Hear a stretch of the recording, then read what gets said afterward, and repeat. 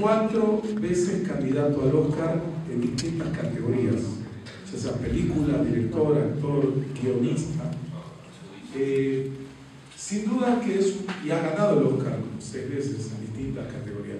Estamos hablando de un ícono cultural de reconocimiento global, o sea, en todos los ámbitos, digamos, urbanos de Occidente, la figura de Woody Allen o el personaje que encarna es una figura conocida y reconocida a nivel global. Es una figura que va más allá de lo cinematográfico y el impacto de su obra ha impactado en distintos temas. Estamos hablando de una figura que es, por un lado, una figura muy privada que siempre ha cuidado, ha tratado de cuidar su intimidad y su vida privada a pesar de algunos grandes escándalos, particularmente su divorcio con Mia Farrow y otras acusaciones. Es un adicto al trabajo, o sea, Woody Allen tiene un problema que es que cuando él no trabaja, la angustia lo invade y le cuesta manejarse. Y por eso, desde los 16 años que empezó a trabajar y a ganar, a esa época ganaba más dinero que sus padres a los 16 años escribiendo chistes para periódicos y para cómicos. Es un adicto al trabajo y eso se ve que en la productividad de una película, termina una película, no se toma vacaciones, al otro día se está escribiendo la próxima y así ha escrito casi ya 48 películas, de las cuales 30, un tercio de ellas son realmente películas de muy alto nivel. Un director que tenga control sobre todas las etapas del proceso cinematográfico es raro, casi ninguno. En Hollywood los estudios ven la película y estudian 3 o 4 finales, lo checan con grupos focales cuál conviene y cuál gusta más al público. Es decir, el mundo en ese sentido, Woody Allen ha sido una de las personas que logró lo que muy poca gente logró, que es una absoluta independencia como director de controlar todas las facetas del proceso creativo. Eso muy poco se puede dar el lujo. Spielberg se puede dar el lujo, tal vez gente así. Lo demás, los estudios dicen cómo se edita, qué se edita, cómo. Woody Allen jamás aceptó eso y en sus contratos tenía el absoluto control. Prefería ganar menos dinero, pero ser el arquitecto de sus películas. Y sin duda uno de los temas más problemáticos tiene con su vida personal, estas acusaciones de abuso sexual que volvieron a surgir ahora por su hija Dylan, escuchando el clima ahora de Me Too y el matrimonio con su hijastra Sunji, que hijastra de Mia Farrow, no salía con Mia Farrow, con la que lleva casado más de 20 años y tiene 2 hijos, que aparentemente es un matrimonio estable y feliz. Pero ¿quién es este? Acá lo vemos con su esposa, que no tiene nada que ver con su mundo. Dice, mi esposa nunca se mete ni hablamos nunca del tema del cine, de las películas. Ella tiene su mundo, ella trabaja en educación especial. No tiene nada que ver, no se mete el tema. Ahora, esta es una tesis que yo quiero plantear, que se conecta con los judíos. Durante mucho tiempo, cuando había algo que en la figura de Woody Allen me llamaba la atención. Yo lo conozco, no es nuevo, el sentir, el espíritu. Y hoy en día estoy en condiciones de poder afirmar, voy a darles algunos ejemplos, que Woody Allen es el Coelet del siglo XX. Es decir, Coelet es uno de los libros de la Biblia hebrea, del Tanaj. Eclesiastés es un libro extraño dentro del corpus bíblico porque es un libro que forma parte de la llamada literatura sapiencial, Sifrut HaJokmah, que son libros donde no aparece Dios, no aparece Dios le dijo al profeta o Dios le dijo a Moisés, sino que todo es experiencia humana. Experimenté y vi y dije, y en la Biblia hay así varios libros que forman parte de este tipo de literatura, el libro de Proverbios, el libro de Job y el libro de Coelet. Y mi tesis acá es que muchas coincidencias de la filosofía de Woody Allen, de la visión del mundo de Woody Allen, coinciden, no todas, hay diferencias, coinciden en gran medida con una figura muy interesante y muy desafiante del marco de la tradición bíblica, que es Eclesiastés. Y lo vamos a explicar por qué. Pero esa, digamos, es la tesis que quiero plantear, que de vuelta, Woody Allen en esto no solo es una figura judía reconocida, fue de las primeras judías reconocidas en el mundo del cine norteamericano, sino que representa una perspectiva de la vida que aparece dentro de la propia Biblia hebrea, con la diferencia que la Biblia hebrea es una solución al problema diferente. O sea, en términos de diagnóstico de la situación humana, Woody Allen coincide mucho con Kohelet. ¿Conocen la frase básica de Kohelet? ¿Cómo empieza el libro? No, vanidad de vanidades. Exacto. Evel Avalim Akol Abel. El Kohelet es famoso porque él dice todo es vanidad, todo pasa, todo fluye, nada es estable, todo se repite, no hay posibilidad de cambio, es el famoso vanidad de vanidades, todo eso es Kohelet. Y hay muchas frases que Kohelet va a decir, pero esa es una de las tesis que quiero plantear, como que le voy a ilustrar con el ejemplo de Kohelet y de los demás. Ok, bueno, el nombre de él no es Woody Allen. Woody Allen es un seudónimo que él eligió porque cuando él empezó a publicar chistes a los 16, 17 años, él no quería que los compañeros le digan, salió un artículo tuyo, estaban en la prepa, y él no quería que le digan, vimos que salió un artículo, entonces eligió un seudónimo, que eligió este seudónimo de Woody Allen que le quedó. Pero su nombre es Alan, y así lo llaman los padres, Alan Stewart Königsberg, y es una figura muy variada porque él desarrolló distintos géneros. Por un lado, director de películas y de obras de teatro, es guionista, y tal vez acá es el guionista más premiado en la historia de Hollywood, y no solo Hollywood. Es un guionista que tuvo 13 nominaciones al mejor guión original. O sea, Woody Allen es un escritor, en este sentido es un maestro del guión, de cómo escribir una historia. Es al mismo tiempo un actor, músico, y todo por accidente. Woody Allen no quiso ser actor, tuvo que ver con sus productores, Chuck Rollins y Joffe, quienes lo incitaron a que no solo le escriba para otros, sino que él mismo sea el actor. Él nunca pensó, era una persona absolutamente tímida, que tenía miedo al público y a la gente, y lo fueron empujando y fue llegando a este tema. Músico, como saben, ¿qué instrumento toca? Clarinete, es un clarinetista de buen nivel. Hay una película excelente que describe una gira, lo pueden escuchar. Le encanta particularmente el jazz clásico, no el moderno, el jazz original de New Orleans, y tiene una orquesta donde él tocaba, ahora ya no, pero durante años, durante más de 30 años, una vez por semana tocaba, y es una de las pasiones, siempre el clarinete, donde diariamente practica. Y también es escritor, ha escrito artículos en el New Yorker, en numerosas revistas de todo tipo, siempre con un sentido irónico, cómico, de distintos temas. Y como dije, es uno de los directores más importantes. Acá decía 3 ocasiones, bueno, ya ganó más de 6. El Oscar, bueno, todos lo conocemos. Él odia las escuelas, empezó la universidad y no duró, lo expulsaron de la Universidad de New York, no duró un semestre y ya se fue. La primera película donde él escribió fue What's New Pussycat, y ahí él escribió un guión que después dice fue destruido, torturado por los productores, y él aprendió ahí una lección.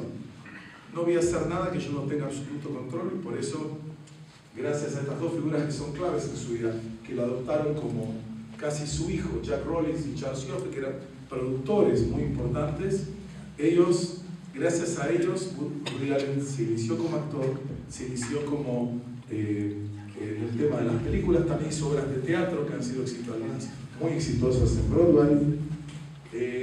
Acá lo vemos con su orquesta, que él siempre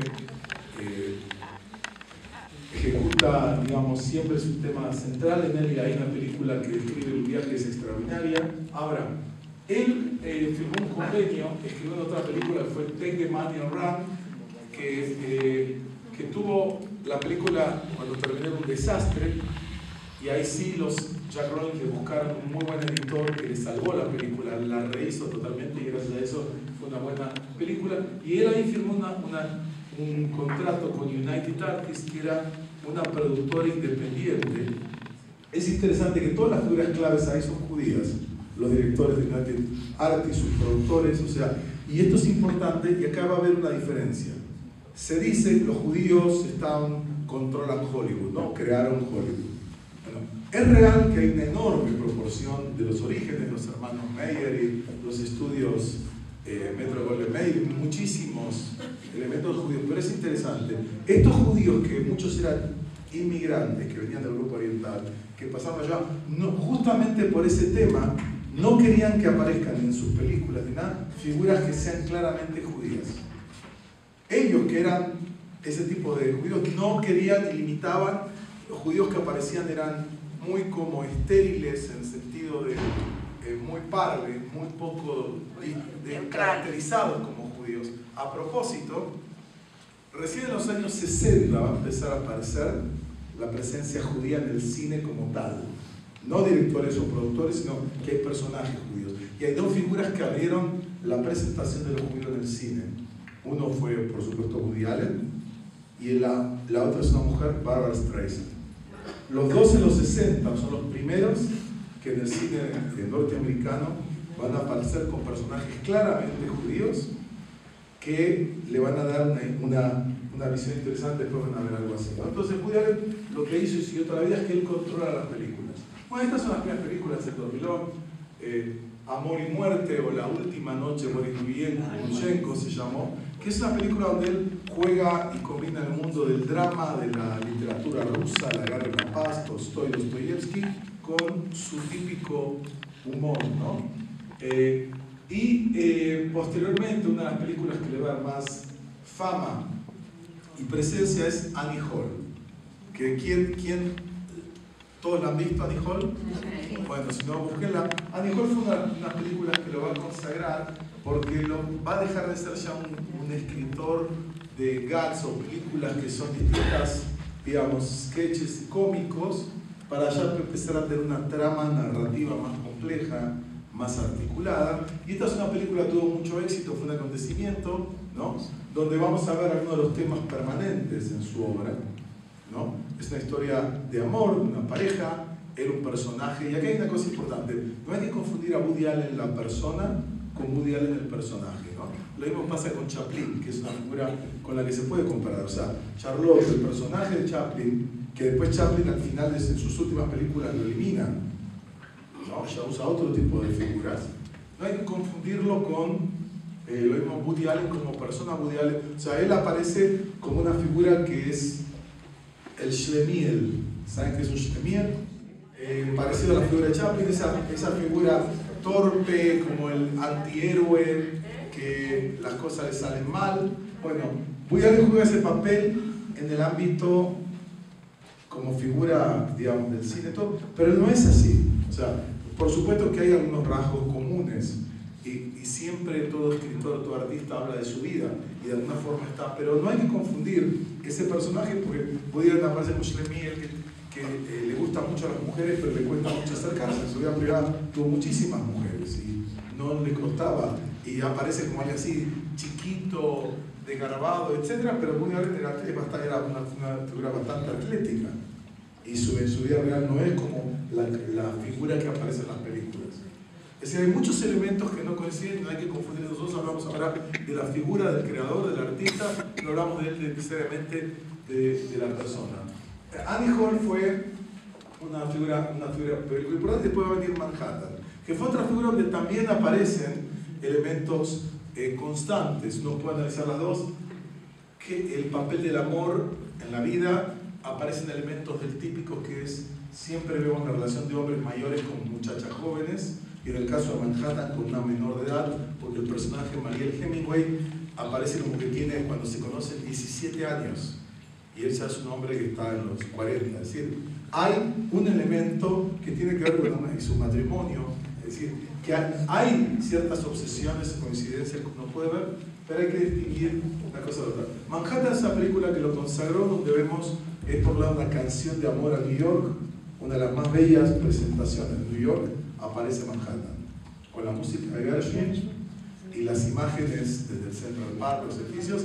Él hace un homenaje a la ciudad que él ama, porque él tiene varias ciudades donde él se siente en casa. Una es, por supuesto, Manhattan, pero también París y también Barcelona en los últimos años, una ciudad que él valora mucho, pero también es una historia, como muchos vamos a ver, de la búsqueda de sentido en la vida. y la búsqueda de, en un mundo que no tiene sentido, en un mundo que es cruel, que es violento, que es terrible, ¿qué puede hacer el ser humano? Y esta es una de las preguntas que Woody Allen plantea, y en ese contexto hay que entender, bueno, ¿qué papel juega aquí el amor y el humor en una realidad que es tan terrible? Porque la concepción básica de Woody Allen es una concepción eminentemente pesimista de la existencia humana. O sea, Woody Allen, como dije, por eso lo comparé con Coelho, todo el mundo es vano y nada puede cambiar los hechos básicos de la vida, fundamentalmente un hecho que lo ha marcado a él desde niño, y es la muerte. Y ahora vamos a ver algunos momentos para ilustrar. Pero son unas películas de muy alto nivel en los años 80, como La Rosa Púrpura del Cairo, Han y sus hermanas, esta Crimes and Misdemeanors o Delitos y Faltas, que son películas realmente dentro de las mejores de su trayectoria de ese tema. Él ha hecho también películas más tipo, y ahora vamos a ver sus influencias, recuerdos, comedias de todo tipo. Otra obra maestra, Zelig, una película extraordinaria hecha como un pseudo documental, ¿no? Que es una película donde él analiza el concepto de la identidad. ¿Qué significa la identidad humana y la identidad judía en particular? Hay una película, etc. Días de Radio, que es una película que registra el papel de la radio en los años 40, en los años 30 y 40, cuando él es un niño y crece en esos años, y la experiencia de la radio. Él decidió un cambio que fue una renovación. Hacia el 2007 empezó a tener películas fuera de Estados Unidos, y conocemos otra película sumamente interesante, Vicky Cristina Barcelona, Medianoche en París, que fue la película más exitosa a nivel comercial de Woody Allen, que recaudó más de 175 millones de dólares. Y acá es interesante que los productores del estudio de Woody Allen fueron muy inteligentes en dejarlo trabajar como él quería, porque el estudio ganó muchísimo dinero gracias a sus películas. Woody Allen generalmente hace películas de bajo presupuesto. Muchos actores importantes que quieren trabajar, o hasta ahora que quieren trabajar con él, aceptaban cobrar salarios que eran el 20% o el 30% de lo que ellos cobran comúnmente, con tal de trabajar con alguien como él, ¿no? Y él siempre ha tenido un muy buen criterio en seleccionar jóvenes actores que ya están destacándose, y en ese sentido ha sido muy flexible en incorporar a numerosos actores de todos los ámbitos. Bueno, otra obra que Roman Guadmore no fue tan... Bueno, Blue Jasmine, donde gana el Oscar, también una excelente película más reciente. Una de las últimas, Irrational Man, no es una de sus obras mayores, pero aparecen los mismos motivos centrales de su obra. Porque uno puede hacer lo siguiente, que es un método de análisis. Imagínense que uno pone todas las películas de Woody Allen una sobre otra y las mira y dice, a ver, ¿qué tienen en común? Uno va a ver que hay una coherencia. ¿Qué tal? Hay una coherencia en su obra a lo largo de todos los temas. Porque Bergman, hablamos de una de las grandes figuras del cine, dramática, muchas películas sumamente dramáticas, uno de los grandes genios que él admira profundamente, y más adelante se dio el lujo de trabajar con el fotógrafo de Bergman.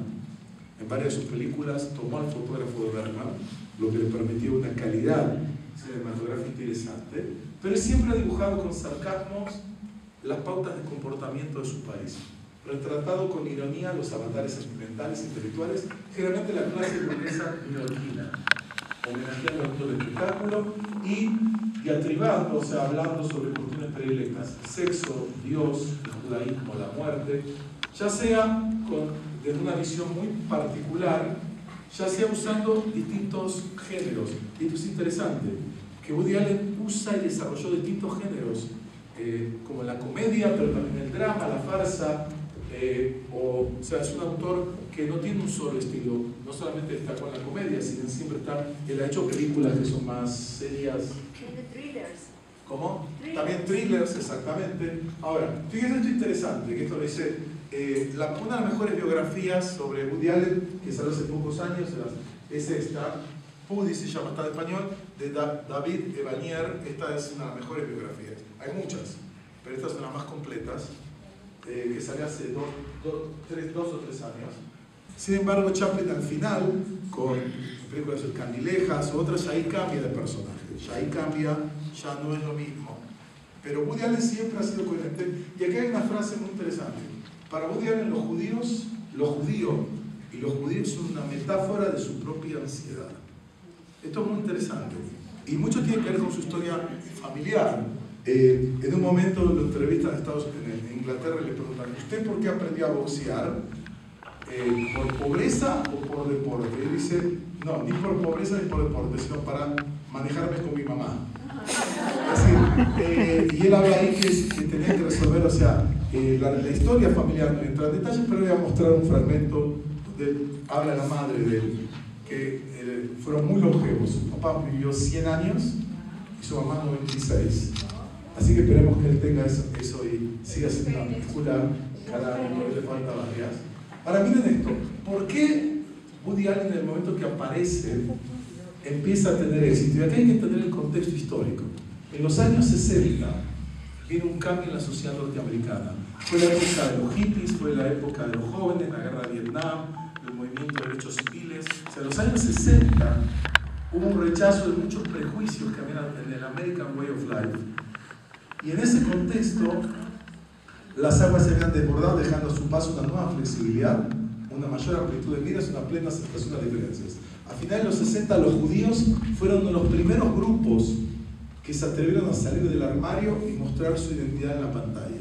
Esto es importante, porque anteriormente, aunque muchos estudios estaban controlados por empresarios judíos, no querían, pensaban que no iba a ser muy popular o sentían que iban a ser, en un contexto que todavía había un antisemitismo significativo en el tema.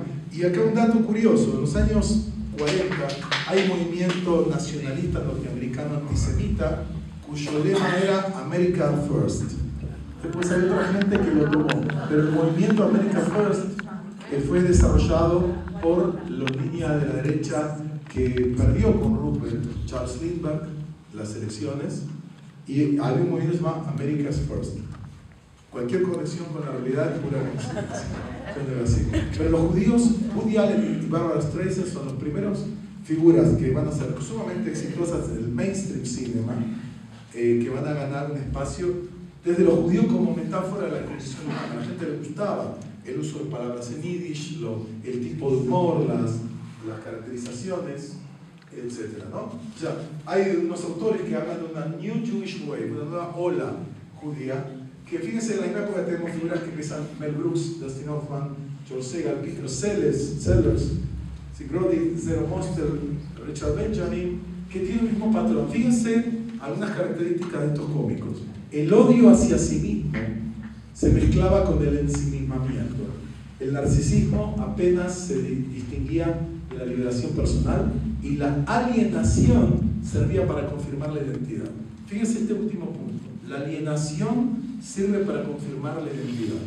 Paradójicamente, Woody Allen es una figura que los judíos en él es muy problemático, y sus blancos, a los rabinos, particularmente ortodoxos, son muy duros en sus películas. Se burla, se ríe, pero justamente esa alienación que expresa su extrañamiento acerca de la cultura judía tradicional es lo que lo caracteriza como judío, lo define como judío.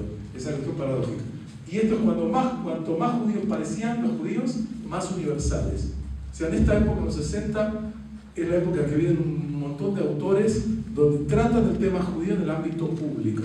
En la literatura, la figura equivalente es Philip Roth, que publica en esos años la famosa novela El lamento de Portnoy, o Portnoy Complex, que va a ser un escándalo por un lado, pero va a mostrar un escritor que va a plantear también sus obsesiones también con el sexo, con la Yemame, con su identidad como norteamericano, y va a generar un enorme impacto, y hoy en día tal vez es para muchos el mayor escritor norteamericano viviente, Philip Roth. El judaísmo de Woody Allen no es un judaísmo lleno de Torah, de sabiduría.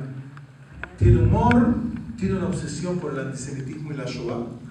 La Shoah es para Woody Allen un elemento clave que reaparece en muchísimas de sus obras, pero no es un judaísmo donde hay una vivencia judía, participación activa en el mundo comunitario, conexión con Israel de una forma muy activa. Siempre en él aparecen estos temas, pero de una forma problemática. problemática, pero sí hay una seria obsesión con el antisemitismo. Y en varias de sus películas aparece el tema, su preocupación. Y acá hay algo muy interesante. O sea, el judaísmo es la ausencia que estructura sus films. Es decir, el judaísmo no aparece como un contenido irónico, de risa, que sigue una tradición bastante arcaica que empieza con los primeros escritores hebreos e yiddish. Sholem Aleichem, Mendel Moicher Sforim, que ellos empiezan esta idea de reírse o cuestionar la propia estilo de vida judío tradicional, ¿no? Y acá siempre vemos en él, en muchas de sus películas, el pequeño individuo. En una película que tiene una obra que se llama Kleiman, el personaje. Kleiman en yiddish quiere decir pequeño hombre, una obra que tiene sobre la muerte. El personaje central se llama Kleiman, en tensión y conflicto con su entorno. Esa es una metáfora elocuente de la experiencia judía en la historia. O sea, el judío como una figura que en la experiencia del siglo XX sufrió persecuciones, un nivel de destrucción únicos en la historia judía, en pleno siglo XX, y al mismo tiempo es un poderoso símbolo contemporáneo, porque muchos seres humanos nos sentimos impotentes, pequeños ante fuerzas económicas, políticas, sociales que no controlamos, que no sabemos quién las maneja o cómo las maneja. Y eso es algo importante. Ahora, él combina acá aspectos judíos del Shlemiel con las características físicas del payaso mudo que hace Chaplin y da la imagen de un ser humano que vive en un entorno hostil, violento, peligroso. En algunos, él también se ve la tensión entre lo judío y lo no judío. En su trilogía, que no son las mejores películas de él, son tanto rígidas, él quiso acercarse al estilo de Bergman, Interiores, Septiembre y La otra mujer. Ahí vemos un ataque contra las mujeres WASP. ¿Saben qué es WASP? White Anglo-Saxon Protestant, que es el modelo de la mujer gentil clásica que controla sus emociones, que se ve el tal estilo de Annie Hall, que va a ser de Diane Keaton, es decir, ese tipo de mujer que ve acá, y siempre en las películas vemos tensiones de opuestos: judío, gentil, hombre, mujer, neurótico, psicótico. O sea, nadie es no neurótico en el universo de Woody Allen. Madre, padre, hijo, hija, urbano, rural. Estas tensiones uno las puede ver a lo largo de muchas de las películas de Woody Allen. Siempre hay como binomios en tensión, ¿no? Es decir, Annie Hall es un ejemplo de una película donde una relación de amor entre un judío y una gentil choca también con las fuerzas del entorno y con los valores de cada uno. Okay, vamos a tratar a ver si puedo mostrarles algunos fragmentos de algo básico. Como dije, los que llegaron tarde, la tesis básica que quiero decir es que Woody Allen es el Coelet del siglo XX, es el Eclesiastés del siglo XX. Comparte muchísimos elementos comunes. La fantasía a través de la literatura, a través de la música, del arte, es un escape al mundo de la realidad. Es un escape momentáneo, dura lo que dura la película, como esta mujer que tiene un marido abusador, pero cuando está en el cine disfruta de la experiencia, ¿no? Disfruta de la experiencia. Y se mete en el mundo del enamoramiento, etc. Y del amor. Otra alternativa que da Woody Allen tiene que ver con el amor. Pero el amor en Woody Allen es siempre pasajero. Dura un tiempo. Y después viene la rutina, como dice Woody Allen en una de sus citas hablando del matrimonio. Dice, algunos matrimonios son exitosos, otros siguen casados toda la vida.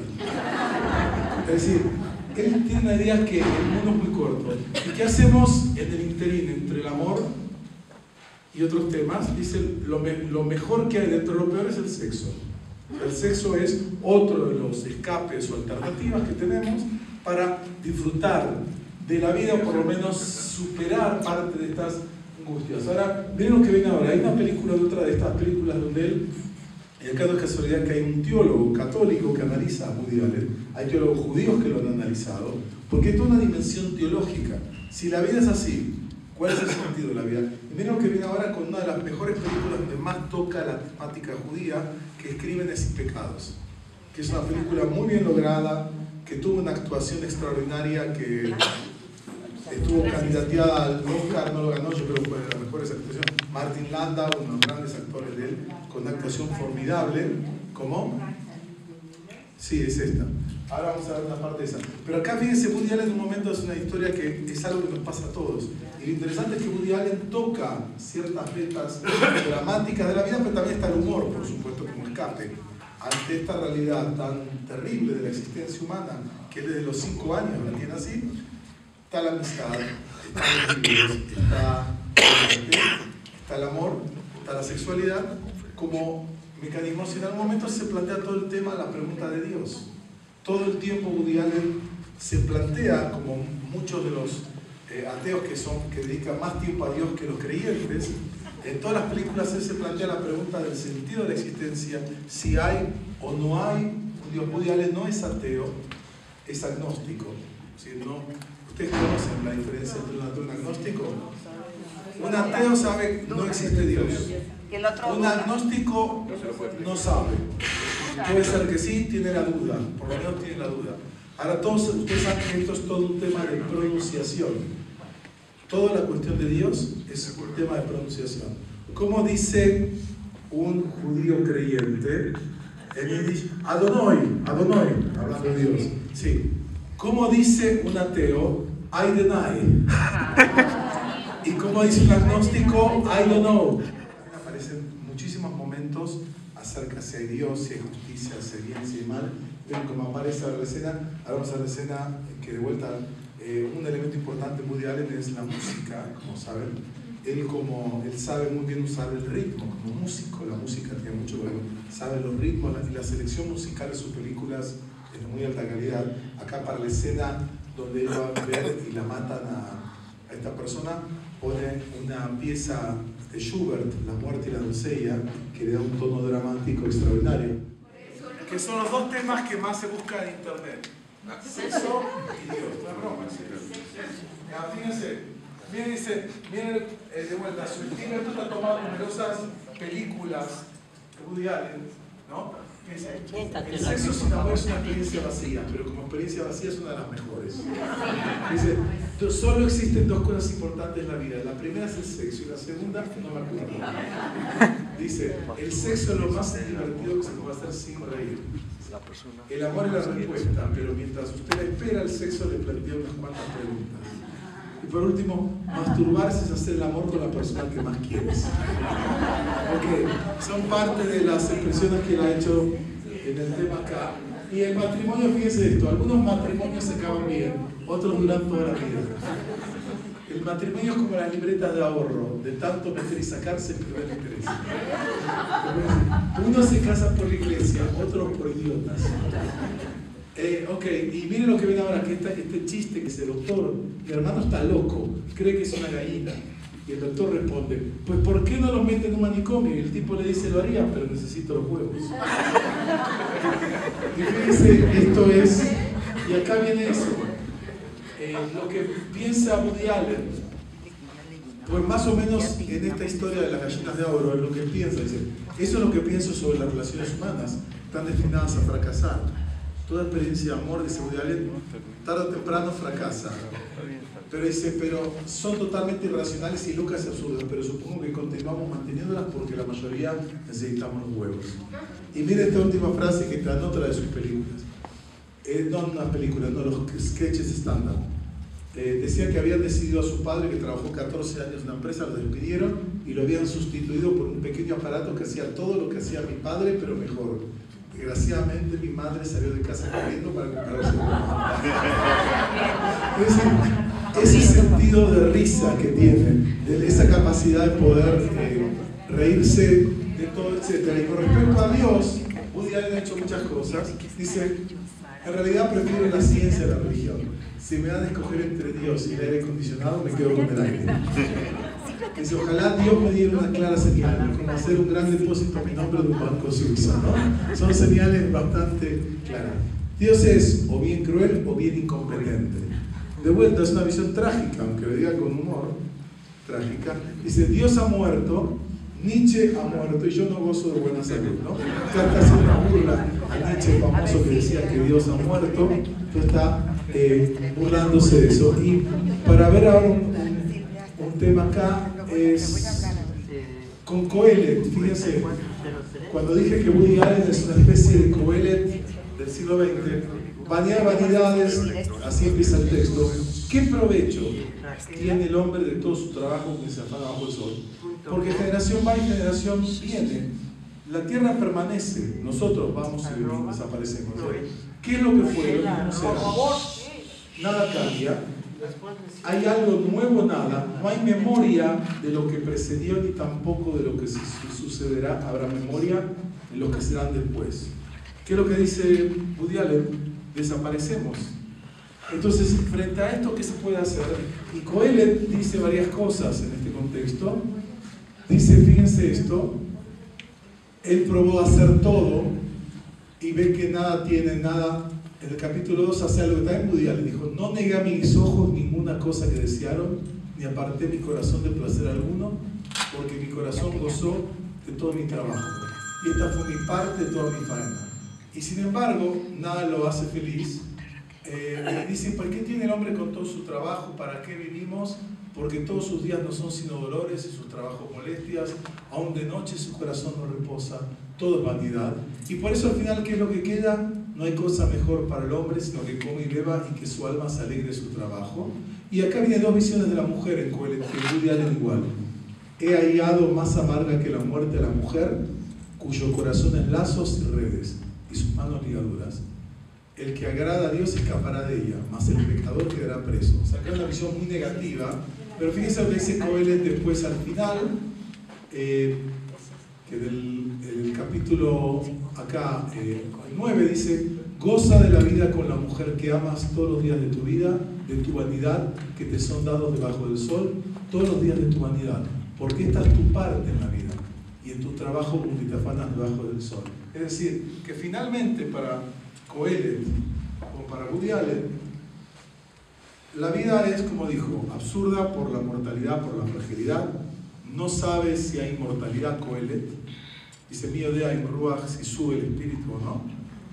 Dice, y en el interín, ¿qué nos queda? Como dije, el arte, la ficción, la música, la amistad, el amor, el sexo son los elementos, y el humor como una actitud que nos ayuda a encarar la dimensión dramática, digamos, y oscura que tiene la vida. Pero él también cree en el amor, en esa posibilidad, y digamos, como decía su hermana Leti, que está en productora, en estos últimos tiempos pudiera estar a lo mejor, lo ve más feliz que nunca, pero no es esa felicidad plena que podría gozar porque tiene todo, porque tiene esa visión tenebrosa de la existencia, a pesar del humor y de la risa, etcétera, que tiene Woody Allen. Como ven, es un personaje fuerte que ha impactado muchas de las percepciones culturales de nuestro tiempo. Y en esta presentación quise mostrar algunos temas, pero mostrar las conexiones que tiene Woody Allen con un texto bíblico, por supuesto, milenario, que también encara la problemática a fondo de la vida. Es un libro muy profundo, muy duro, muy serio, que dice, bueno, si voy hasta el final de la existencia humana, ¿qué nos queda? Y él dice, la parte que Dios te da es cuando tengas una oportunidad, aprovechala. Sacó él y dice, Dios reparte en forma arbitraria. Si te tocó en este momento un momento bueno, aprovechala. Dice, el drama es que el ser humano se queda con esa visión negativa y cuando tiene oportunidades no las aprovecha. El mensaje de Coelet, que también es el mensaje de Woody Allen, es cuando tienes una buena oportunidad, tómala, porque esa es tu parte en esta existencia. Gracias.